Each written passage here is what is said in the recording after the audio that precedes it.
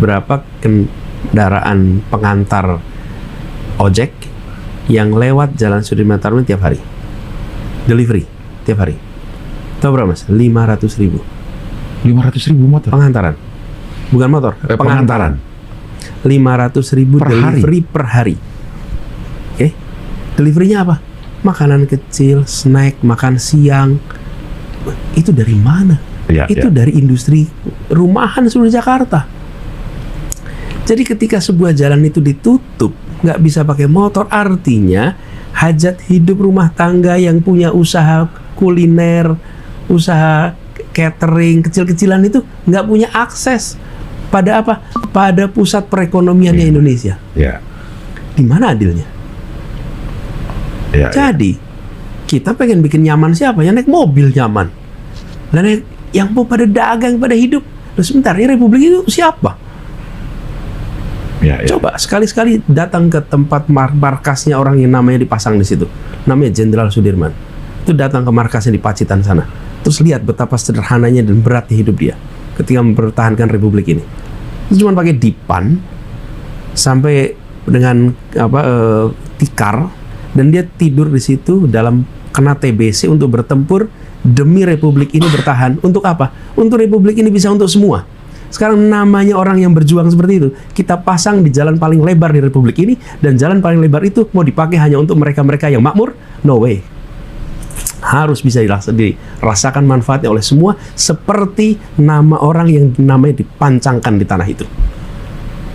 Dan itu komitmen saya bilang, enggak, buka jalan itu, biarkan 500.000 pengantaran orang-orang kecil itu bisa mengantarkan ke tempat paling maju. Yang kedua, Jalan Sudirman itu dipakai hanya untuk mobil. Pernah jalan-jalan di Sudirman? Nggak pernah. Semua itu dipakai hanya untuk mobil masuk. Sepanjang lebar itu. Sekarang jadi trotoar. Ya. Artinya apa? Bisa orang jalan kaki.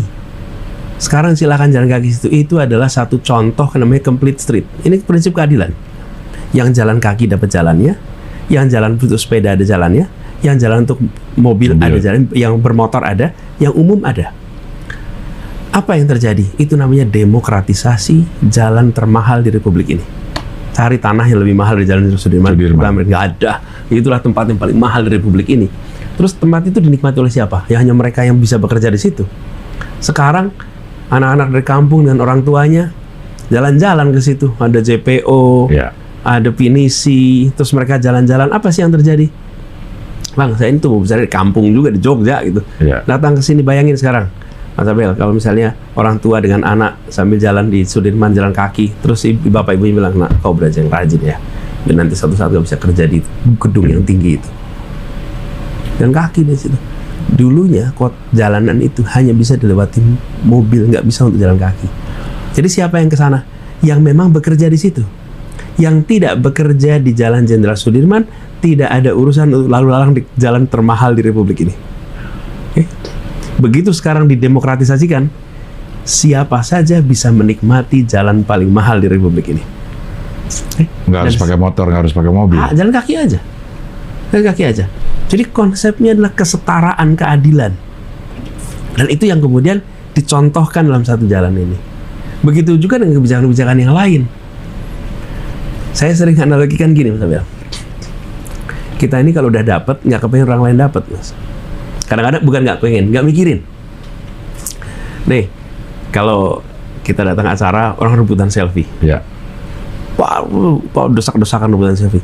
Setelah selfie, nanti setelah kita udah desak-desakan gitu, nanti ada yang bilang tuh, udah. Pak Anies capek. Udah selfie-nya, udah. Yang bilang gitu siapa? Yang udah foto. Yang udah foto. Nah, kita ini masuk ke Jakarta, semuanya pada naiknya ke bis zaman dulu. Ya kayak kita ini. Numpang di keluarga, kemudian akhirnya sekarang dapat tempat. Ini kenapa generasi berikutnya mau pada nyari hidup di Jakarta, kita halang-halangin tuh.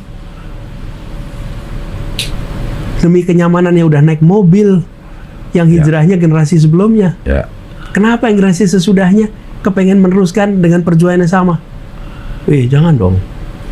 Makanya waktu saya tugas di Jakarta, Kepala Satpol PP adalah anak dari pedagang kaki lima buah-buahan yang sering dikejar-kejar sama terantip.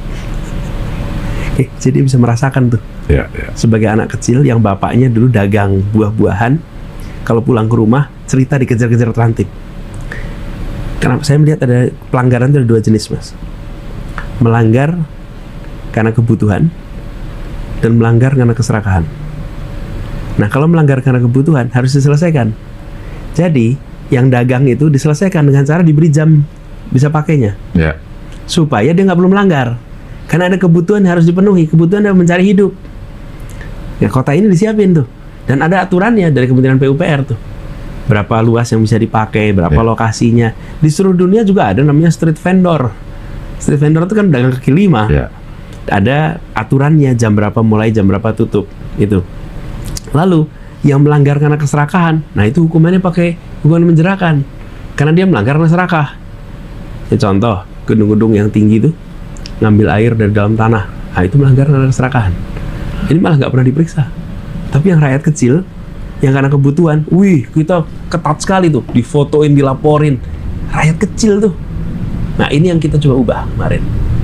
Jadi, prinsipnya adalah bagaimana membangun perasaan kesetaraan dalam memanfaatkan ruang di kota ini.